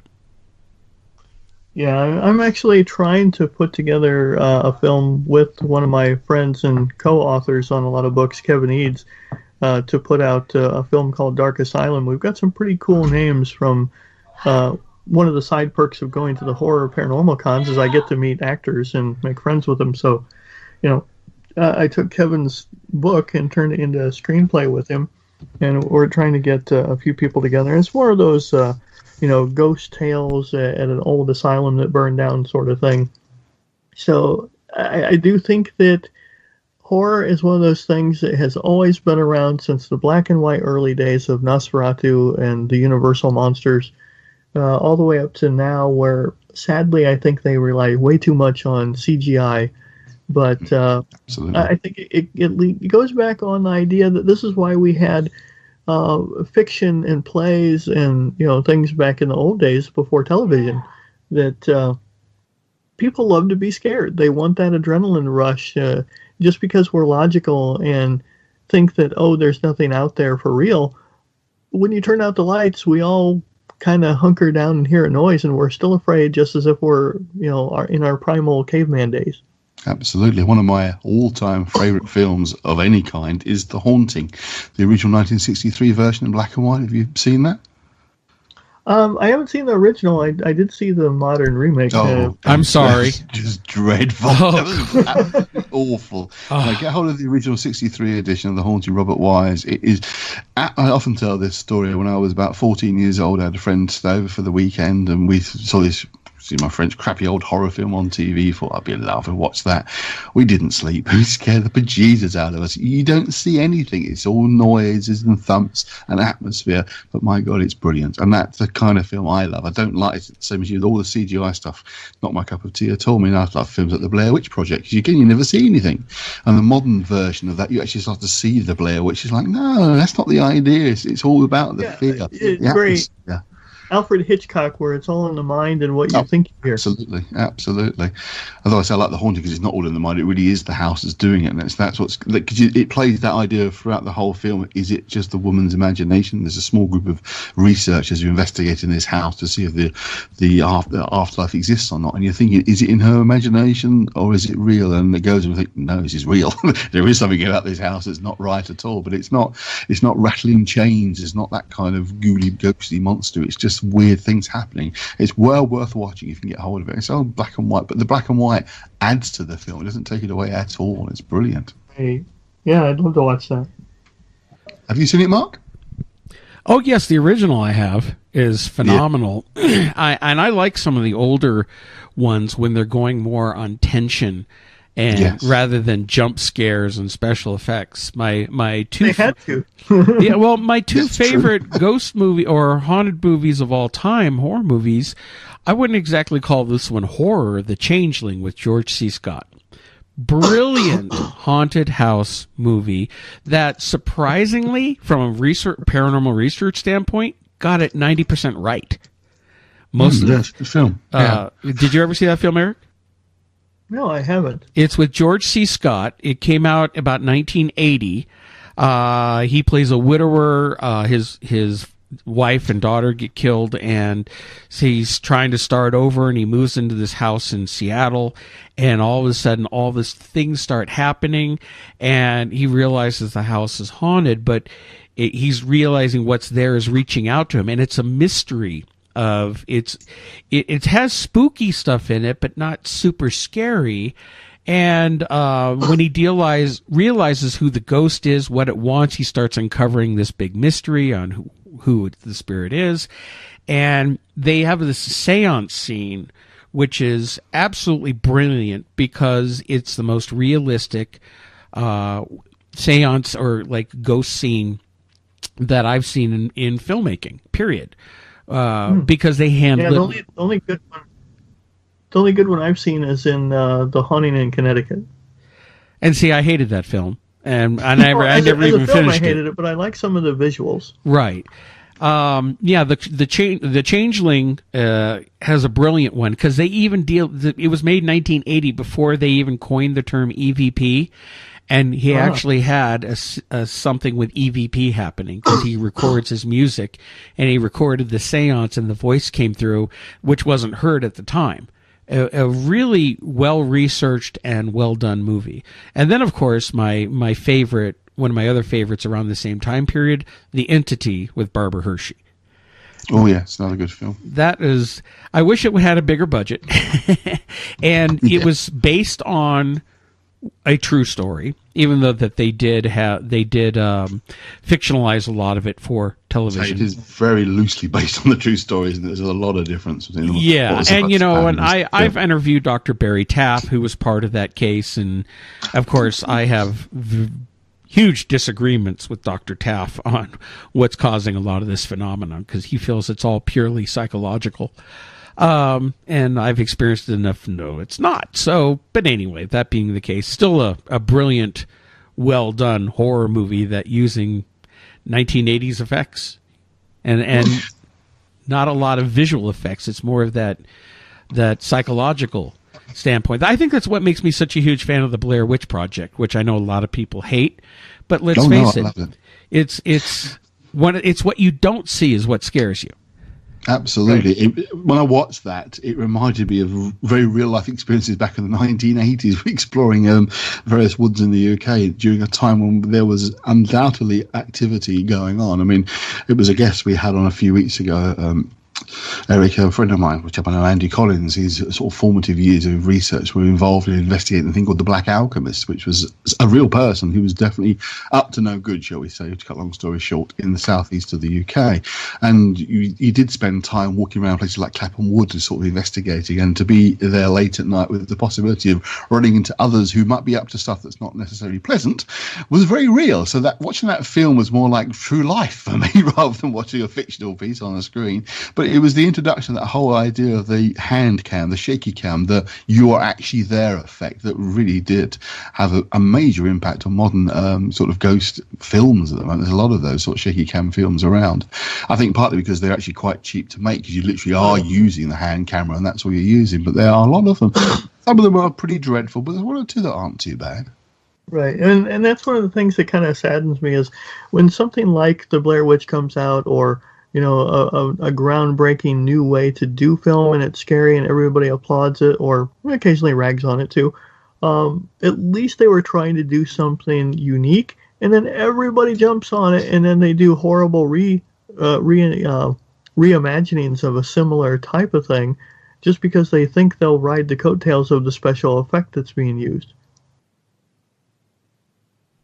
Oh, yes, definitely. There's another film that came out about 6 months before the Blair Witch Project, and I'm trying to remember its name. I was trying to look it up. I can't remember. It was all about a group investigating the Jersey Devil, and that was the same kind of handheld camera work, and that was actually the first of its kind that was directly to do with the paranormal stuff. I mean, there's films like the apocalypse film that was the cannibal apocalypse film that was that kind of thing, but the first one of that kind of investigation hand camera, and it was actually very good. It wasn't actually supernatural in the end, but it was actually very well made, and it came out about 6 months before Blair Witch, and it kind of disappeared because of the Blair Witch had been so successful with that kind of film. But it was actually made, as I say, about 6 months before, and for the life of me I can't remember what it was called, but it's worth getting hold of because it's got a very clever twist in the film at the end as well. Oh. Oh, well, if you remember what it is, private message me because I'd love to investigate it. Sure, if I can remember it, I will type it up in a second. I'll say what it is in a second. So, Corvis, Eric, Corvis, so interchangeable. I'm used to calling you Corvis on the air for your pen name. You know, you've written so many books on so many different subjects. Is there any one particular subject that really seems to fascinate you more than the others? You know, that's like asking someone who their favorite child is. You know, I love all of the topics, but I'd say vampires and the devil are my favorite simply because there's such a wealth of knowledge out there. It gives me so many years of research to find out new things, and that's why I write these giant books on them that are 250, 300 pages. Because I don't put out, and I wanted to say this earlier in the time period too. For the people out there that are listening that are new to me, I hope that I've proven some of my credibility through my answers here on the show, and you give me a fair chance to read some of my works under Corvis Nocturnum or E.R. Vernor. Look me up on darkmoonpress.com or Amazon. And you know, I try to be as open-minded as possible, but I love these subjects and I write about them because they fascinate me. It's not because I know it all. I write 20, 30 books in my lifetime, and I'm probably not going to quit anytime soon.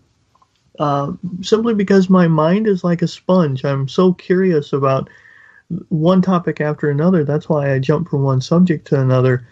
I'm not trying to tell people, hey, I know everything. It's, hey, I have a new topic I want to dig into. It's like a homework project that never ends that I actually have fun doing.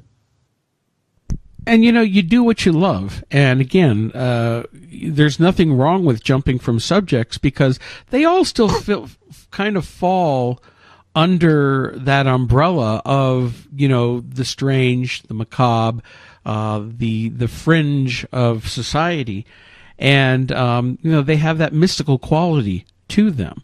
And, you know I'm very passionate. I'm very interested, I should say, about certain subjects too, like when you're talking about with Satan or Lucifer. And again, not from a religious standpoint.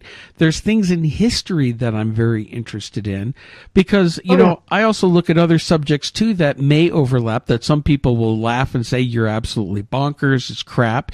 But, you know, there's researchers who look into the ancient aliens theory, the possibility that other civilizations and intelligence existed back then and might have been a basis for a lot of these stories. Even I'm sorry, go ahead. You're going to say something. Yeah, you just made me think of something, and just to interject, sorry. If you ever see me put out a book on Bigfoot or aliens, I've run out of ideas that I think will sell because I may have 30 titles and another 10 in my head to put out in the next 2 years, but I'm probably never going to touch those particular topics. Well, trust me, there are plenty of other people out there writing about them. That means my career is about over when I do that. Saying that, if you go back to what we were talking about before, about the idea of these things are coming from maybe just one source, all of them, then inevitably you're going to run into having to kind of consider that notion of our supposed ideas of aliens. something I've talked about before, and I'm not to believe in nuts and bolts UFOs at all. I do think there's something to the phenomena, but again, it's that kind of thing we've talked about previously. So I suppose if you're not going to go down the nuts and bolts UFO path, you are going to have to kind of discuss aliens at some point, I think, because they fit into that same kind of notion of things that identify themselves in ways that suit us, or that we place identification on them. So maybe you'll have to talk about those eventually at some point. Well, I think I'm more prone to do something similar to what you were talking about, of do ghosts, are they just something out of time and different people crossing each other? That would fascinate me more if I could find more information on that and more stories to share. Less than aliens. Well, an area that I did a lot of investigating into, both from a kind of a paranormal interest, but also from my therapeutic work interest, was a phenomena and experience people have, which is known as the old hag syndrome, or hypnagogic dreaming along with sleep paralysis. Well, I did cover that in Lilith a little bit, because that's where I think they came in with, stillborn children, and, Lilith stole them. Mm-hmm. It was more of a metaphoric, she stole their life sort of thing. Absolutely, and of course it fits in the description of the incubus and succubus as well, that they are people having these kinds of experiences, which, just for our audience listening, is a combination of two phenomena happening at the same time. Sleep paralysis, which is perfectly normal when you're in deep sleep, when you're dreaming, so you don't flash your arms about, you go into paralysis. But very rarely, you sometimes find that people in very light state of sleep suddenly experience the paralysis. They've come from deep sleep to light state of sleep very quickly, and the body is still paralyzed. Combine that with what's called hypnagogic or hypnopompic dreaming, where you have very real visions of things around you that seem real as if you're awake, but actually you're still asleep. And what I found was people having these experiences would often say they were calling out to their partner in bed with them, and the partner wasn't responding, as if they weren't hearing them, although they believed they were shouting out. Anyway, it's a bit of a longer story, but what I found was really interesting was belief systems related to these kinds of experiences, i.e. people who had interest in UFOs or interested in science fiction even. If they had that kind of experience, what they would believe was happening would be an alien coming into their bedroom, the alien greys, or little figures who would take them off to their spaceship and probe them. If a person was more inclined to believe in the supernatural, i.e. ghosts, etc., they were more inclined to see things that fitted the old hag, the idea of this wizened old witch-like woman, or a ghost in the room with them. So theirs was more of a supernatural explanation as opposed to a science fiction explanation. So how people interpreted what they were seeing and experiencing definitely depended upon their own beliefs and interests. And people I spoke to who had no interest in either would say things like, well, my kids came into the bedroom, but they seemed to be ignoring me, or I thought a burglar had broken into the room, or there was some other person in the room with me. It wasn't a supernatural or sci-fi phenomenon for them. It was an intruder of some kind, because that fitted with their belief system. That because they couldn't move, therefore logically, quite quickly, they had to conclude, was something stopping them from moving, i.e. it was some kind of paranormal or supernatural or science fiction entity. Or if they didn't believe in either, it was a burglar, or their children were acting strange, or their partner was doing something odd. And I found that was very much what we're talking about, where people identifying these things according to their belief systems. They're having a real experience, certainly, because it is a real phenomenon. The sleep paralysis and hypnagogic dreaming are both very real. But the working together and creating that strange effect it had on them was fascinating. Well, I can say, I'm going to interrupt you here and dispute that a little bit, because as someone who has experienced sleep paralysis and into the conditions that I experienced it, I know I wasn't dreaming. And the whole sleep paralysis, like, so you don't thrash around in your sleep, doesn't explain why you don't toss and turn, or some people sleepwalk. But I experienced, in one house that I moved into, and I lived in for a couple of years, there was paranormal activity in this house. I experienced my name being called. I've had a lot of different things happening in the house. And that's what actually got me into the paranormal research. But in the house, there were several times I experienced sleep paralysis, where I would wake up in the night, I couldn't move, and it felt like an energy or something was pressing down on my chest. Now, you could try to explain that away, but the last time it happened, I heard this. I was awake, I was conscious, I knew exactly what was going on, and I heard a man's voice in my right ear urgently talking to me, yet I couldn't understand what he was saying. Now, these things, again, don't scare me because I've always been open to this kind of thing. So I wasn't afraid that I kept trying to think or say to this thing, calm down, slow down, I can't hear you. Can you repeat what you're saying? And what happened is it got even more urgent and frantic. And I said again, slow down, I can't hear you. Calm down and tell me again. And then whatever this thing was in my face, screaming at the top of its, as loud as it could. Even though I'm paralyzed there, I can't move. I'm fully conscious of this whole thing going on. Now, in my mind, I said, okay, that's it. You blew it. Get the fuck out of here. And, I put up a wall of protection. I imagined in my head like I was throwing it out the window behind me, like get out, get out. After a few moments, the feeling went away and I was able to move again. I did not wake up. I experienced this. It was real. Now, I know what you're saying. I mean, obviously, I wasn't there at your experience, so I can't comment directly on what you experienced. But what I can, a lot of studies have shown that the brain activity of people who believe wholeheartedly they're awake during these experiences, the brain activity shows you're not. Your brain is still responding in a sleep state. But there is no definite defined point between awake and sleep. It's a gradient. You don't suddenly go from wide awake to fast sleep, or even slightly. You go for a gradient, and it can go. Brain activity can go haywire at any moment. You can see all sorts of strange spikes occurring.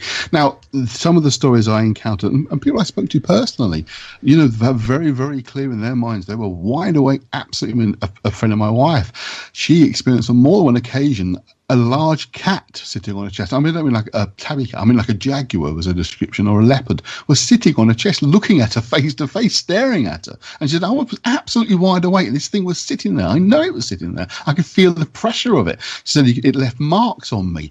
I can't explain that. I'm not going to say, no, you definitely were dreaming. Absolutely not. It's just the ones that I investigated. The phenomena fitted in with that.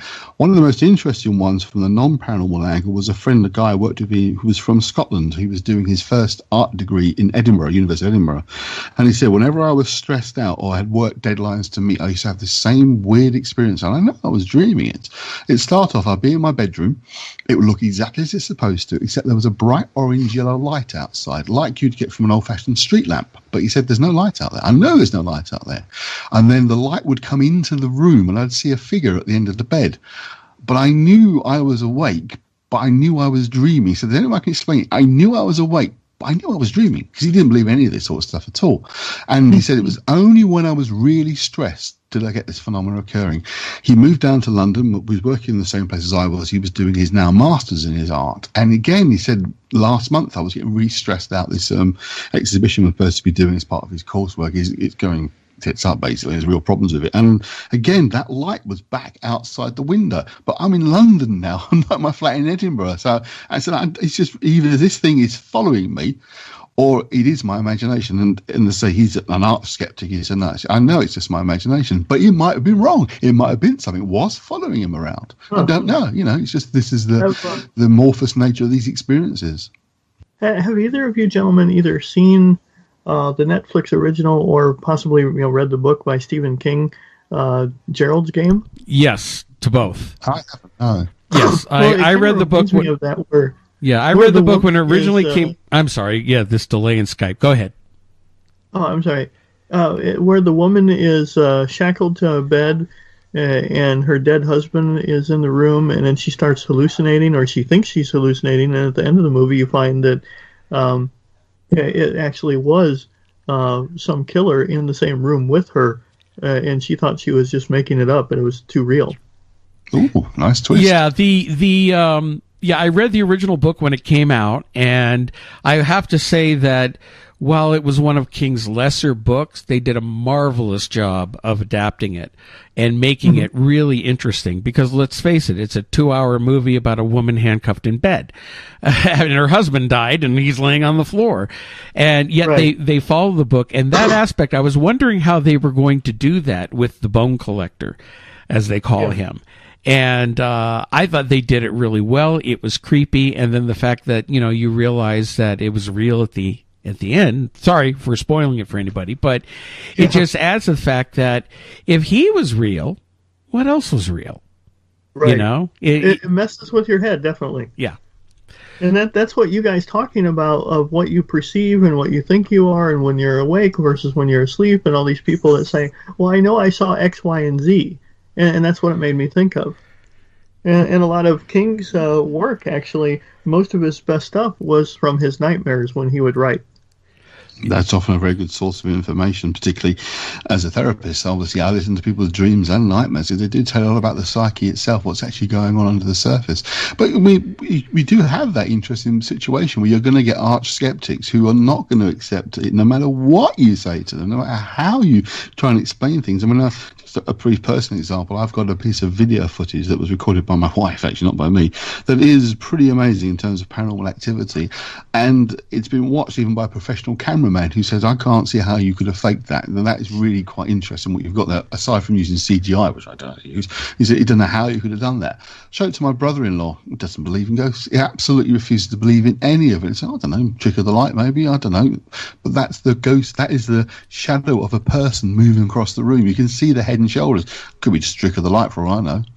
It doesn't matter what you say to him, what you show him, he's never going to believe. So people can have genuine paranormal experiences, but if they don't believe they exist or are real, they can simply ignore them and say, no, I didn't see anything, I didn't have that experience. And that's the strange thing. I've been on investigations with members of the public in company, like public investigations, and 10 people in the room have the same experience. The 11th person has no experience at all because they don't believe in any of this, so they didn't have the experience. It's fascinating. So, yeah, it kind of begs the question of, is the one who didn't see it, were they the honest one, and is everybody else who claims they did? Because then in group, they all want to fit in and belong. Absolutely. And so I don't know. And that's the researcher skeptic in me, but at the same time, I'm open to the idea of it being more, so I guess that would make me a prime candidate to go on investigations more. Well, that's it exactly. It is very much, again, what you choose to believe in, or what has been drummed into you as a belief system in some cases. But certainly, there are definitely times, and I've been in investigations when everybody else, X, Y, Z, that's happening, this is raw, that's amazing, and you think, there's nothing happening. There's a bit of wind. A wind blew that door. But because people want to believe, and often if they've paid to be on a public investigation, which I've worked with companies that do that, then they're going to believe in everything. Because they want to believe, because they've paid their money to believe. They've watched the TV shows and think it happens every 5 minutes, as you were saying back at the beginning. And you try to explain to them the average TV show. I mean, the most famous one over here, of course, is Most Haunted. That spends 24 to 48 hours at a location. And, what you actually see of active investigation once you take the mediumship walk around is about 20 minutes of 24, 48 hours of work done there. And, I mean, we can go down the story, but they probably fake most of their stuff, if not all of it. But certainly, they create a totally unreal expectation of what you're going to see, what you're going to experience. I mean, I've been doing this quite literally since the 1980s, back in the days of the Black Archives of Andy Collins. And I've got a collection of about a dozen audio clips that I've recorded. Now, I used to record everything on video camera and then on audio. And I've gone through hundreds of hours of recordings, and literally hundreds and hundreds. And I've got maybe 15 examples over 30 years of genuine phenomena that I've actually picked up recordings that I can't explain this. People will say, well, you got that bit. Well, no, I can see a reason why that might be the case that's happened, so I'm going to dismiss it. The ones I've got on these recordings, I cannot explain. I mean, you're talking about very clear, distinct voices in rooms when there's no one in them, or who's speaking and there's another voice that's not anybody who's in the group, and that kind of thing. And it is still very, very rare, but unfortunately people do have expectations, and you find they'll have amazing nights when nothing's really happened. So it is, again, it's the human desire to believe and the willingness to suspend disbelief as well. Mm-hmm. Yeah, it's fascinating to me. I think that's why I love all this sort of stuff. It's like, what am I going to do when I run out of ideas? Yeah. Well, you have to do the second edition of your books. Rewrite the whole thing. But and plus, just very briefly. I was just going to comment real quick before you continue, Andy. Sure. Is just the fact that we're always learning as we go. So I think you're always going to have ideas because you're interested in a wide range of subjects that fall in a certain category, and we're always learning something new about it too. So I don't think you're going to have to worry much. I'm sorry. Go ahead, Andy. No, I was just going to say something similar, actually. I think with this sort of thing is what you form your own theories and belief systems around what you believe you're experiencing. And I think at the end of the day, what you find for you works, fair enough. The only thing I think I've learned is that it doesn't matter what system of belief you have, you think you've explained X, Y, and Z, something happens that doesn't fit, and you're back to square one again, thinking, well, I usually say, well, something happens. There are strangenesses that occur. I can't really explain them after 20 odd years or 30 years, but strange stuff does happen. I usually use a different word to stuff, but strange stuff does definitely happen. Also, just quickly, that film I was talking about that came out just before the Blair Witch Project was called The Last Broadcast. It's well worth watching if you get a chance to watch it. It's got a clever little twist at the end of the film, but it's one of those early found footage types, and it's called The Last Broadcast. Well worth watching. Well, Eric, we are coming up to the last couple of minutes of the show, and again, you've written so many great books. You've got a lot of projects going on. What do you have coming up? Are you going to be speaking at any conferences soon, or what else is coming up with you? And when are your new books coming out? Yes. Now that you ask, I have to look at my schedule. I'm actually speaking at a bookstore in Toledo, Ohio, called Once in a Blue Moon, a week from this coming Saturday, and at the end of this month, on the 28th, I will be speaking at Dark Reliquary in Detroit, Michigan, specifically Hazel Park, Michigan, for a publisher and dark authors conference. In November, which I normally don't work all the way into November, public stuff, I'm more writing and publishing for spring releases, but I'm actually scheduled as a keynote speaker in Salem, Massachusetts, from the 9th to the 12th, for the Parapeeps event at the Waterfront Hotel, so off of Derby Street. We're still selling tickets for the event. They're doing a ghost hunt, a tour of the Witches Museum, and a bunch of other really cool stuff. So look up Parapeeps Paranormal for Salem on Facebook. And the week after that, for the whole weekend, I will be at in Pennsylvania, I believe it is, at the Hotel Kanye. And that will be my last public event, other than possibly, some radio interviews thrown in here and there. And I don't have anything else until end of February of next year, when I kick off, doing it all over again in Dearborn, Michigan for Convocation. Fantastic. Do you ever get to the UK? I have not yet. Oh, you need to come. I would love to. There's places all over the world that I want to go see. As far as what books I have that are coming up in the next few weeks to next month, I have The History of the Vampire. It's a very lengthy book. It's one of my best magnum opus on everything of vampires, I believe. So you can pre-order that. I'll throw in a free documentary DVD that myself and Michelle Belanger did together on the same subject. Followed by, in about 2 or 3 weeks from now, I'm releasing Haunted Asylums, the second edition, and you can find both of these on darkmoonpress.com. Fantastic. Where else could people get a hold of you if they wanted to reach out to you with any stories or in your research? Where can they find you? Well, if they go to Corvis Nocturnum at yahoo.com, you can email me. It has links to my Twitter and Facebook on that page, and it also has my appearances and some of the videos of me either filming for television or various interviews or projects that I've done is also on that page. You can add me on facebook.com/Corvis Nocturnum. That's my main page. I also have an author page, and Dark Moon Press has its own Facebook, but darkmoonpress.com has all of our authors on it. And if you want you to ship through Amazon.uk, you can order my books off of there if that's more convenient for you. My books sell as far as Malaysia, China, Brazil, the United Kingdom. I know that my company has shipped books in 14 different countries. Excellent. Wonderful. Well, Eric, thank you so much for coming on the show and helping us kick off the month of October leading up to Halloween. This has been a perfect show for that. And we're definitely going to have you back again soon. Well, thank you so much. And Andy, when you get your show together, definitely contact me. I'd love to be on there. And I'm tickled with the fact that you both sought me out as the person to represent October for Halloween type things. That kind of makes me feel good. Deal. Yeah. All right. Well, thanks a lot. And thank you, everybody, for listening to another edition of Paranormal UK Radio here on the Paranormal UK Radio Network. And we will be back next week with a brand new show. Andy, you have a good evening, too. I have what's left of it. Yeah. It's 11 o'clock at night now, so okay. I'm a night owl, as you know, so it doesn't matter to me too much. Well, thanks, everybody. We'll catch you next week. Have a good evening.